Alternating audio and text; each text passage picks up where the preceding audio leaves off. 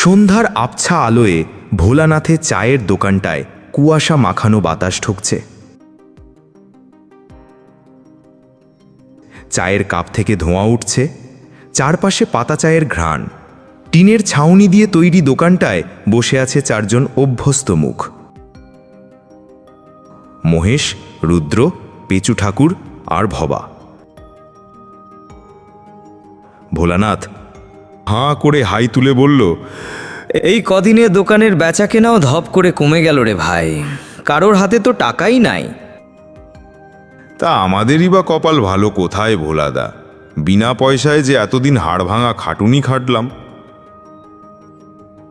সে কথাই তো ভাবছি, বাঁধ ভাঙলেই আমরা, শ্মশানে মরা গেলেই আমরা, অথচ কেউ কয় টাকাও দেয় না। ভাই রে, এবার যদি কেউ বলে ভাই একটু সাহায্য করো, আমি সরাসরি বলে দেব বিনা পয়সায় না। শোনো, একটা কথা বলি, আমরা তো মূলত মরা পোড়ানোর কাজটায় বেশ পাকা, তাই না? তা তো বটেই। আমি শেষবার গঙ্গার ধারে বুড়ো নিত্যানন্দকে এমন পোড়ালাম যেন একেবারে যমরাজের কাছে সোজা পৌঁছে যায়। তাহলে ভাবো তো, যদি ওই মরা পোড়ানো না করে একটু অন্যভাবে কাজটা করি। মানে ধরো, মরা লোকটা আমরা না পুড়িয়ে শহরে পাচার করে দিই। পাগল নাকি? মরা দেহ নিয়ে শহরে? ধরা পড়লে পেটাবে। ধরা পড়বে কেন? শহরের এক জায়গা আমি জানি, নাম বলবো না, সেখানে নাকি মরাদেহ কিনে নেয় গবেষণার জন্যে, ভালো টাকা দেয়। তুই ঠিক বলছিস? যতটুকু শুনেছি ঠিকই বলছি।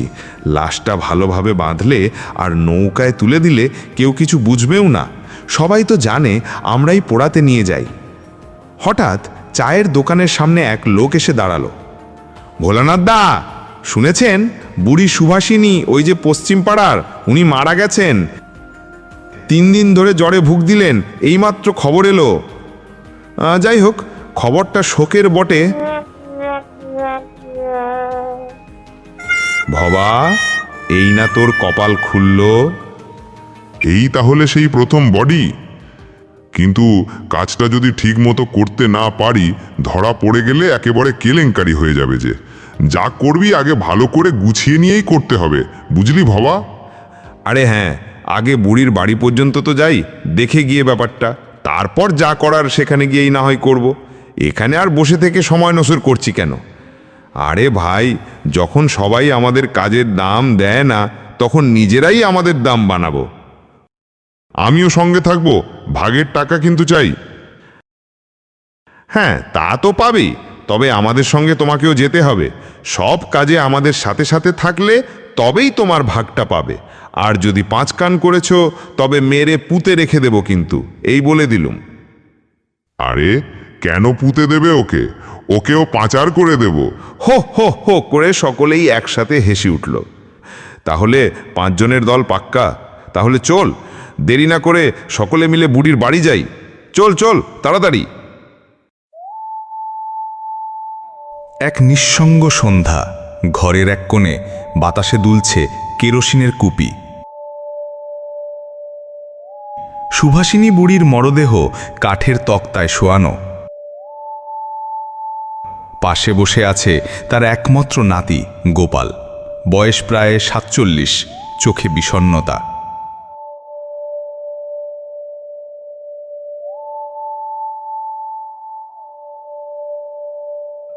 দেখো গোপাল, দিদিমার সব কাজ আমরা ভালোভাবেই করব, তুমি নিশ্চিন্তে থাকতে পারো। ভাই, আমার তো আর কেউ নেই, এই দিদিমাই ছিল আমার সব কিছু। তবু ভালো লাগছে যে তোমরা পাশে আছো। আর ভাবিস না, তোর দিদিমা যেন শান্তিতে যান সে আমরা দেখে নেব। বংশের মুখ রাখতে হবে তো।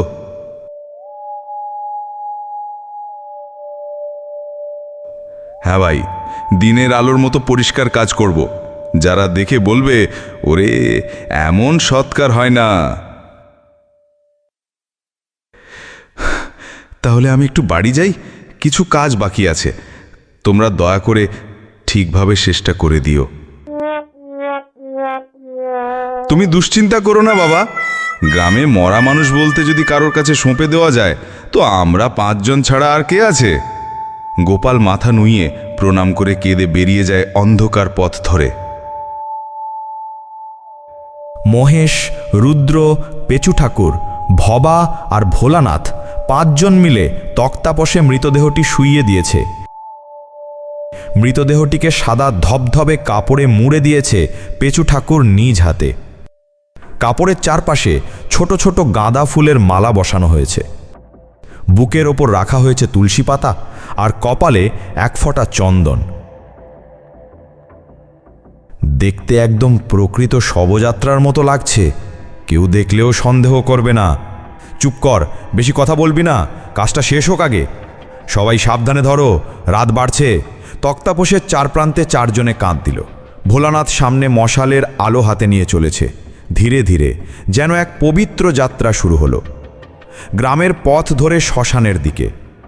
পথটা আঁকাবাঁকা, মাঝে মাঝে কাঁটা গাছের ঝোঁপ, দুপাশে ধানক্ষেত, মাঝে মাঝে কিছু ছাউনির মতো ঝুঁপড়ি। চারদিকে নিস্তব্ধতা, শুধু মশালের টিমটিমে আলো আর তাদের পায়ের শব্দ। সাধারণত কেউ মরলে এই রাস্তায় কাঁদো কাঁদো স্বর, শোকাতুর আত্মীয় স্বজনের আহাজারি শোনা যায়। আজ পুরো নীরবতা, যেন এই যাত্রায় শব্দেরও প্রবেশ নিষেধ। ভাই, একটা কথা বলি, এই পথটা কেমন যেন ভারী লাগছে না? চুপ থাক, অমন কথা বলিস না। তুই ভাবছিস ও মরে আবার জেগে উঠবে? আজ তেমন কিছু হবে না। কাপড়, ফুল, চন্দন সব ঠিকঠাক করেছি। তবে সাবধানে চল, কারোর সামনে ধরা পড়া চলবে না। মনে রাখিস, সকলে জানে আমরা সৎকার করতে যাচ্ছি, কিন্তু আমরা যে পাচার করছি সেটা জানলে তো সোজা থানায় যেতে হবে। চুপ চুপ, আরে কথা বলিস নে। আলো নেই, আকাশ মেঘে ঢাকা, তবে নদীর কূল ঘেঁষে হালকা বাতাস বইছে। মাঝে মাঝে শেয়ালের ডাকে থমকে যায় পায়ের গতি। কেউ কারো মুখের দিকে তাকায় না। বোঝা যায় প্রত্যেকেই কেমন যেন গম্ভীর। অভ্যন্তরীণ দোলাচলে। নদীর ঘাট। রাত তখন প্রায় 11টা। অবশেষে তারা পৌঁছে যায় ঘাটে। পুরনো বাঁশের ঘাট, যেখানে নদীর জল আজ কিছুটা ফুলে আছে। দূরে শ্মশানের ছায়াময় সীমানা ঝাপসা দেখা যাচ্ছে। অবশেষে পৌঁছালাম। নৌকোটা কোথায় ভোলাদা? ওই যে বাঁধা আছে ডান পাশে। চলো, তক্তাটা সাবধানে নামাও। তারা তক্তা নামিয়ে ঘাটের ধারে রাখে। মৃতদেহ ঢেকে রাখা কাপড়টা বাতাসে হালকা কাঁপে। গাঁদা ফুলের পাপড়ি কিছুটা পড়ে যায়। ভবা আর আধ ঘন্টা, তারপর অন্ধকারে নদী পার হয়ে শহরে যাব। তখন শুরু হবে আমাদের ভাগ্যের খেলা। মরার দামেটা কেমন পাবো সেটাই ভাবছি, বুঝলি?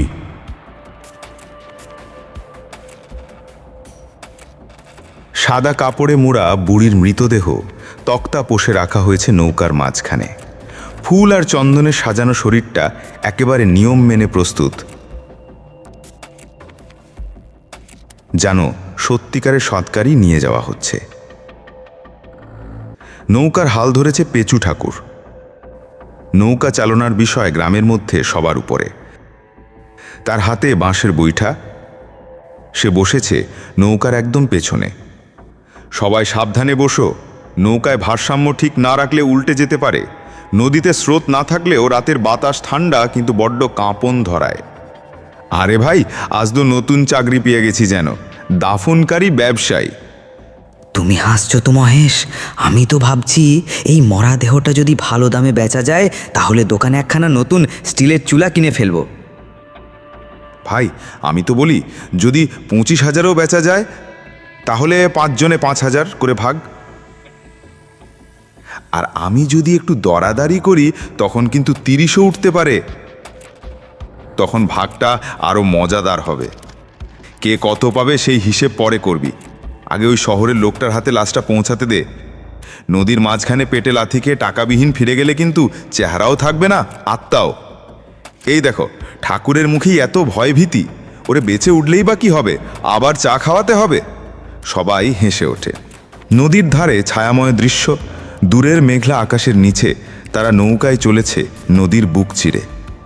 মাঝে মাঝে জলরাশিতে ছলাৎ ছলাৎ শব্দ আর চারিদিকে নিস্তব্ধতা। হে, এই যে এতদিন পর মনে হচ্ছে একটা বড় কাজ করতে যাচ্ছি। শ্মশান যাওয়া মানে শোক, কিন্তু আজ যেন বিজয় যাত্রা। তা ঠিক, ভাবো তো কত বছর ধরে মরাদেহ পুড়িয়ে গেছি বিনা পয়সায়, আজ সেই মরাটাই আমাদের জন্য টাকা বয়ে আনবে। মজার কথা কি জানো, আমি এই কাজটা বহুদিন আগে থেকেই ভাবছিলাম, কিন্তু ঠিক সাহস হয়নি একা করতে। আজ সবাই একসাথে বলেই সাহস করছি। ভাই, সাহস থাকলেই তো আজকের মতো সফলতা আসে। আমরা 5 জন মিলে পারবো। হঠাৎ একটুখানি হাওয়া বইল নদীর উপর দিয়ে। বুড়ির তক্তাপোষে ঢাকা কাপড়টা হালকা দুলে উঠল। সবাই এক মুহূর্ত থেমে তাকালো। এই কাপড়টা এমন দুললো কেন রে? ধুর, বাতাসে হালকা কাপড়টা একটু নেড়েছে, বুঝলি না? আরে এত কথা বললে কাজের গুরুত্ব কমে যায়, বুঝলি? সেই কখন থেকে সব কটা ফ্যাচ ফ্যাচ করেই যাচ্ছে। আরে মরাটাকে কেউ একটু ছুঁয়ে বসবি না? আরে তাই তো, মরা ছুঁয়ে বসে থাকতে হয় সে তো ভুলেই গেছি। আমার মন বলছে কাজটা মোটেও ঠিক হচ্ছে না বাপু। কোনো একটা বিপদ ঠিকই হবে গো, এই আমি বলে দিলুম। আরে চুপ কর তো, এসব কাজে ভয়ের কোনো স্থান নেই, যা হবে দেখা যাবে। তোর ভয় করলে এলি কেন? আর একটা কথা বললে না, লাথি মেরে পানিতে ফেলে দেবো শালা। হা, চুপ কর। মাঝ নদীতে এখন কেউ ঝগড়া করবি না। ঝগড়া করতে হলে কাজ শেষ হলে করিস। এখন সবাই চুপ কর। ওই যে নদীর পাড় দেখা যাচ্ছে, সবাই আবার হেসে ওঠে। হাসির মাঝে এক চিলটে গা ছমছমে ভাব যেন জমে আছে। নৌকা ধীরে ধীরে ঘাটে পৌঁছে গেছে। নদীর ওপারের জঙ্গল ঘেরা ঘাট। রাত প্রায় 1:30। নৌকা নদীর ঘাটে এসে থেমেছে। সমগ্র ঘাট জুড়ে ঘন গাঢ় অন্ধকার আর নির্জন। মাঝে মাঝে ঝিঁঝি পোকার ডাক শোনা গেলেও আশেপাশে কোনো জনমানবের চিহ্নটুকু নেই। 5 জন নৌকা থেকে নামল। বুড়ির লাশটি এখনো সাদা কাপড়ে মোড়া অবস্থায় নৌকার মাঝখানে দেখা যাচ্ছে। একটি টিমটিমে হারিকেন জ্বলছে। মশালগুলোর আগুন নিভু নিভু। সবাই ক্লান্ত, ঘেমে নে একাকার, এতটুকু হাওয়া নেই যেন। সকলে যেন অন্ধকারে মিশে আছে। ওর এত গরম রে বাবা, একটু বাতাস নেই। এতক্ষণ ধরে নৌকায় বয়ে আনলাম মরাটাকে, একটু জিরিয়ে নি। হ্যাঁ, একটু বিশ্রাম নিই ভাই, তারপর ঠিক করি শহরে কিভাবে ঢুকবো। হ্যাঁ ঠিক আছে, ওইদিকে গলির মাথায় লোক থাকে না রাতে, সেখান দিয়েই ঢোকানো যাবে। গাড়ি ভাড়া না পেলেও ঠেলা গাড়ি চলবে। আগে দেখি রাস্তাঘাট ফাঁকা আছে কিনা। মনে হয় এত রাতে পথে কোনো লোকজন থাকবে না। এত ভাবলে কাজ হবে? তাড়াতাড়ি মরাটাকে ডাঙায় তোল দেখি। রাতের তো আর বেশি বাকি নেই। ভাবতে ভাবতে রাত পার করবি নাকি রে সব? তারপর সকাল হলে বুঝিবি ঢেলা। তবু একটু দাঁড়াখন, এতক্ষণ দাঁড় বাইলাম, মিনিট খানেক জিরুতে দে। ওদিকের পথটাও কম নয়, অনেকখানি হাঁটতে হবে আবার। সকলেই একটু বিশ্রামে বসে, কেউ মশালটা উল্টে রাখে, কেউ হারিকেনের আলোটা কমিয়ে নেয়। বুড়ির লাশটা তখনও কাপড়ে মোড়া আর নিঃসার, কেউ ওদিকে তাকায় না। হঠাৎ হু হু করে ঠান্ডা একটা বাতাস বইল নদীর দিক থেকে। হারিকেনটার আলো কেঁপে উঠল, সাথে মশালগুলো নিভে গেল। দেখ দেখ, ওখানে কে বসে আছে নৌকার ওপর? কি বললি? কই? আরে সত্যিই তো, ওইটা তো বুড়ি। নৌকার ওপর স্পষ্ট দেখা যাচ্ছে সাদা কাপড় মোড়ানো মরদেহ নেই, সেখানে বসে আছে বুড়ির মতোই এক ছায়া মূর্তি।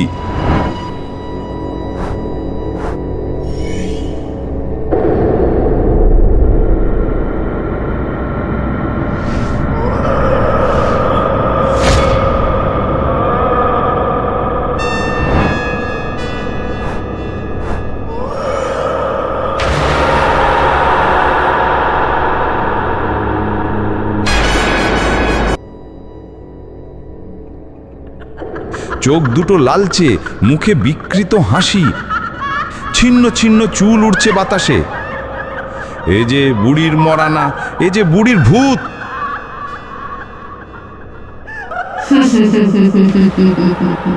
তোরা ভেবেছিলি আমি মরেছি?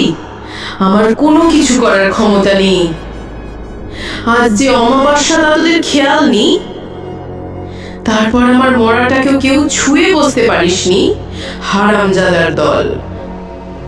বোঝ, এবার ঠেলা সামলাও। টাকার লোভে তোরা আমার মরদেহ বেচতে যাচ্ছিলি।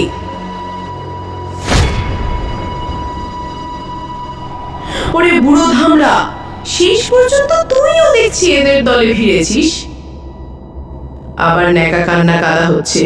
হ্যাঁ, তোরা বলেছিলি এই মরাটার দাম বেশি পাবো, তাই তো আমি এখন দাম দিচ্ছি তোদের। দিচ্ছি তোদের আত্মার দাম। না না বুড়িমা, আমরা ভুল করেছি, মাফ করে দাও। আচমকা বুড়ির ছায়া মূর্তি ঘূর্ণির মতো বাতাসে ভেসে থাকে তাদের সামনে। তার মুখে ভয়ানক বিকৃত হাসি, চোখ থেকে আগুন ঝরছে। তোদের সবাইকে আমি আজ জ্যান্ত গিলে ফেলবো। তোদের রক্তে আমার অভিশাপ ধুয়ে যাবে। পালাও, সবাই পালাও, এটা আমাদের আজ ছাড়বে না। এটা ভয়াল আত্মা। বাঁচতে চাইলে পালারে। চারদিকের মশালগুলো হঠাৎ নিভে যায়। চারপাশে অন্ধকার। আতঙ্কে 5 জন দিক বিদিক ছুটে পালাতে শুরু করে। পালা পালা, বাঁচতে চাইলে পালা। বুড়ির কণ্ঠ, আকাশ কাঁপানো হাহাকার।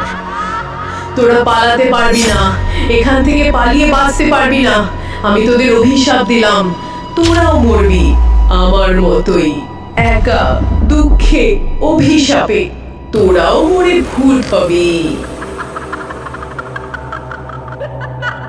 বুড়ির বিষাক্ত হাসির প্রতিধ্বনি বাতাসে মিশে যাচ্ছে ধীরে ধীরে।